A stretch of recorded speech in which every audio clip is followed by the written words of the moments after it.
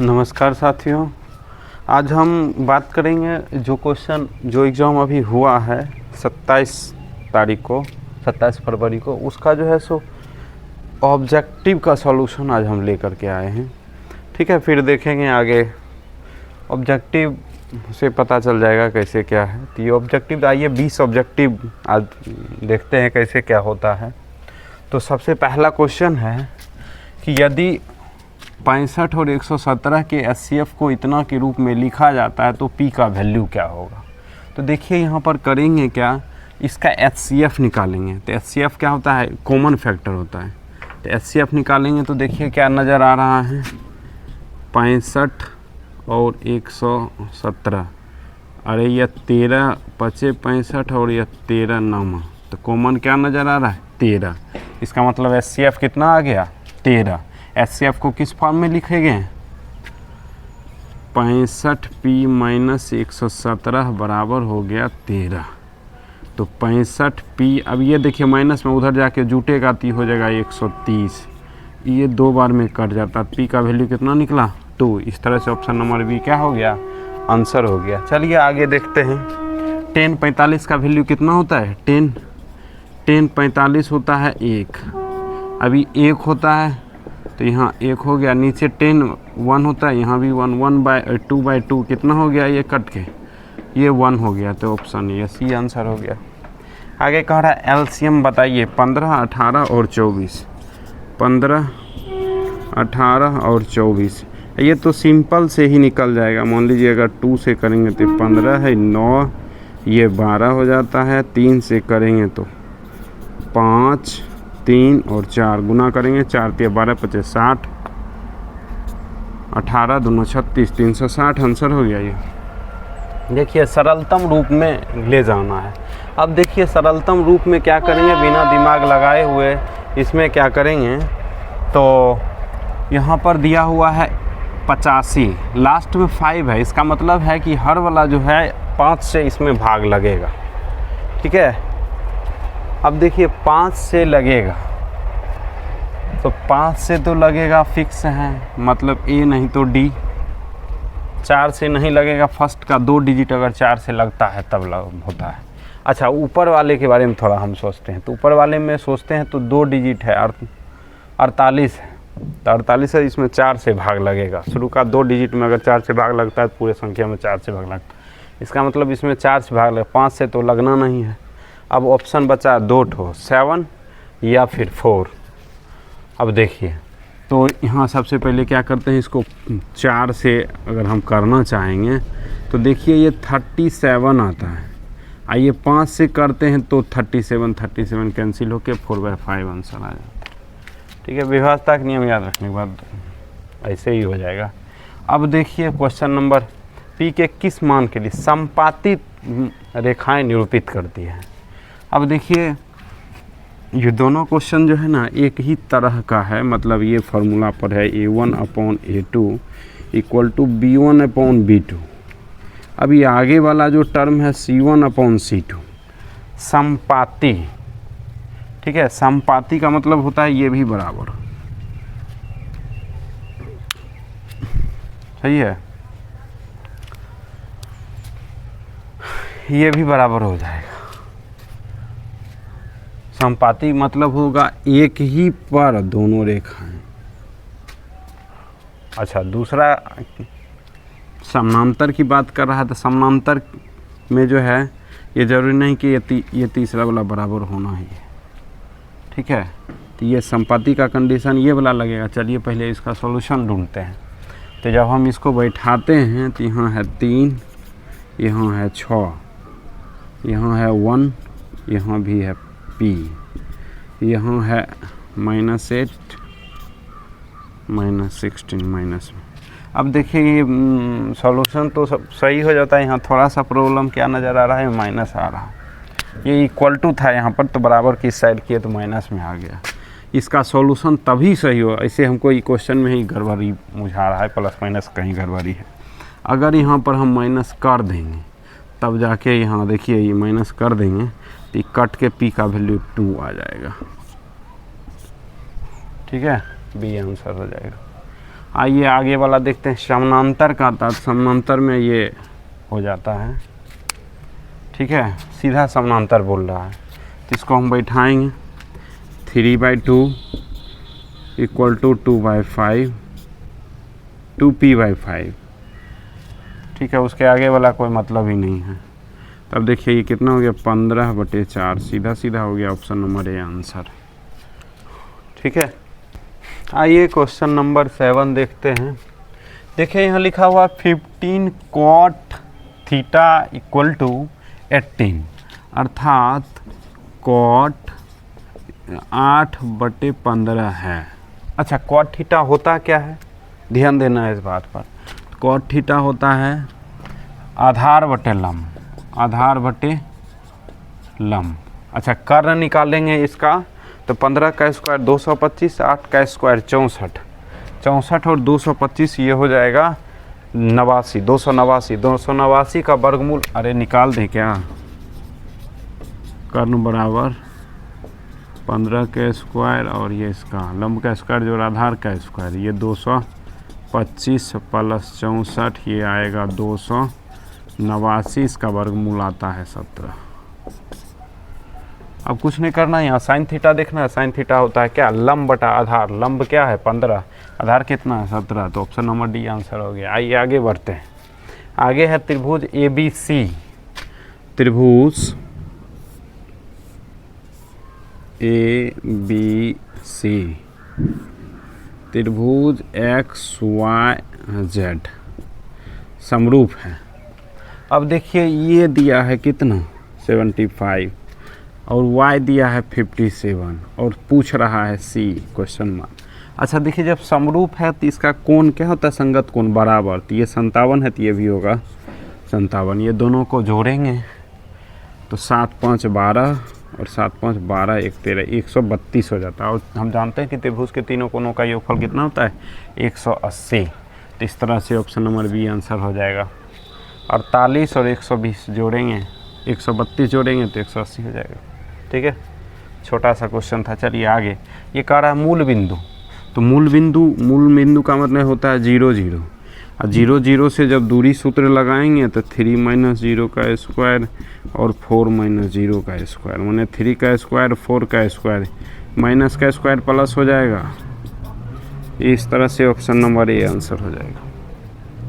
अब आगे देखिए, इसका मध्य बिंदु पूछ रहा था, इसमें तो कुछ करने की ज़रूरत ही नहीं है। इसका मध्य बिंदु -4/2 तो -2 होगा, और 10 6 16, 16/2 तो 8, ऑप्शन नंबर ए आंसर हो गया। अब देखिए अगला क्वेश्चन है 11 नंबर है कि यदि किसी समबाहु त्रिभुज में ये परपेंडिकुलर हो तो AD का ये थोड़ा सा है। आइए करते हैं इसको, देखिए कैसे होता है। तो सबसे पहले यहाँ पर कह रहा है समबाहु त्रिभुज कह रहा है, ठीक है। ये A है, ये B है, ये C है और ये D है, ठीक है। AD के का वैल्यू पूछ रहा है। तो सबसे पहले देखिए समबाहु है, थोड़ा देर के लिए इसको क्या करते हैं A मान लेते हैं, तो ये भी A हो जाएगा। ये समबाहु है तो मिडिल में ही जाएगा, माने ये A/2 ये A/2। अब AD निकाल लेते हैं।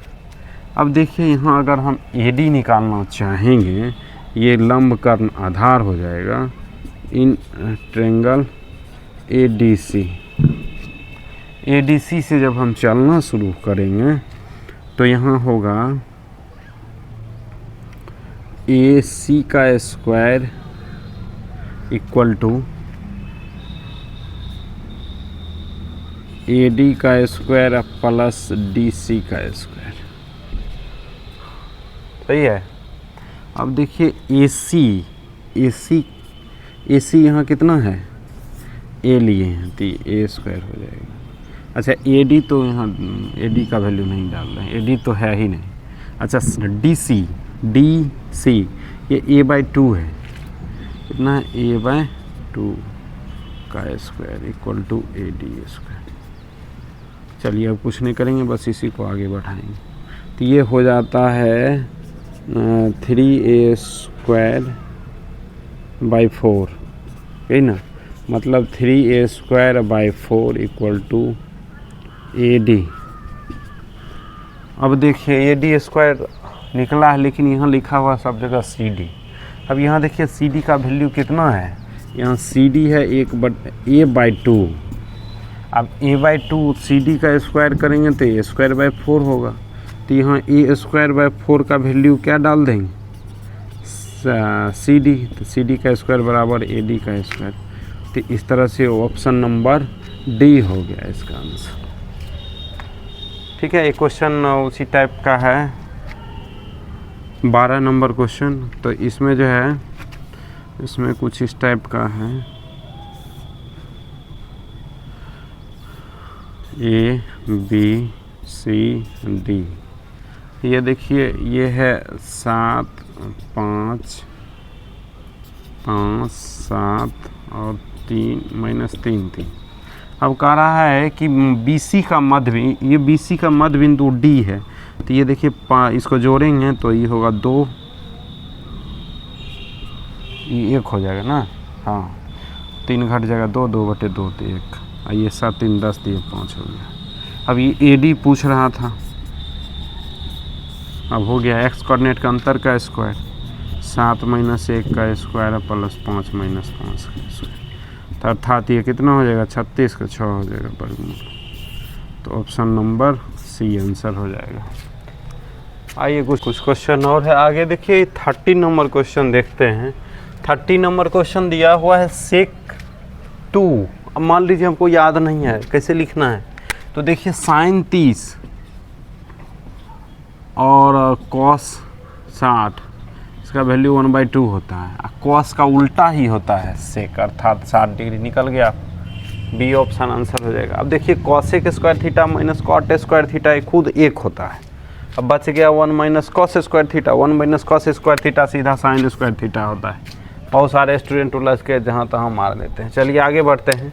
एक लंबवृत्तीय बेलन के आधार, बेलन का आधार माने एक वृत्त हो गया, आधार वृत्ताकार होता है। तो ये वृत्त, इसका क्षेत्रफल दिया है, तो क्षेत्रफल होता क्या है, πr² होता है।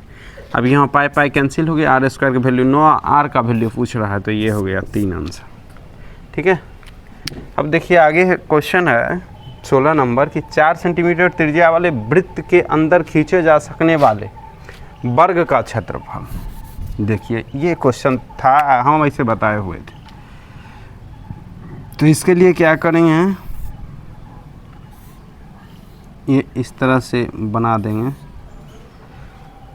अब इस तरह से जब हम बनाएंगे, 4 सेंटीमीटर त्रिज्या है, यहाँ से यहाँ 4 है, यहाँ से यहाँ 4 है, तो ये पूरा कितना हो गया 8 सेंटीमीटर। तो एक वर्ग जो होगा उसका विकर्ण कितना हो जाएगा 8 सेंटीमीटर।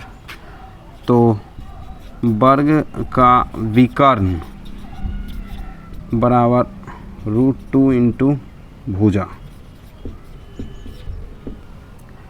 तो ये हो जाएगा 8 बराबर √2 इंटू भुजा। तो भुजा बराबर कितना निकल गया 8/√2।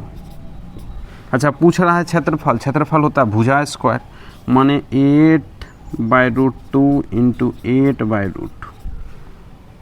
अभी क्या हो जाएगा, √2 मिल करके 1 2 बनेगा, 1 2 इससे कट जाएगा, 4 8 चौक 32 आंसर हो जाएगा। अब देखिए इसका माध्य पूछ रहा है, तो माध्य के लिए जो है सो ये तो f है, f इसको जोड़ेंगे, 4 2 6 3 9 1 10 हो जाएगा। तो यहाँ xi निकालना पड़ेगा, xi निकालेंगे दोनों को जोड़ बटे 2 तो 4 निकलेगा, 12 6 8 10 इस तरह से निकल जाएगा। अब इसको मल्टीप्लाई करेंगे, xi fi, तो 16 12 8 और 30। तो देखिए यहाँ पर क्या दिखा, 12 8 20 30 50 66 हो जाता है। तो इसका मतलब ये होता है माध्य क्या होता है, sigma of x f(x) upon sigma of f। ये है 66, नीचे 10, 6.6, ऑप्शन नंबर सी आंसर है। एक पासे को फेंकने पर अभाज्य संख्या, अभाज्य संख्या क्या क्या हो सकती है, 2 3 5, और होता कितना है, तो 3 हुआ, नीचे टोटल है 6, कट के 1/2, ऑप्शन बी आंसर हो जाएगा।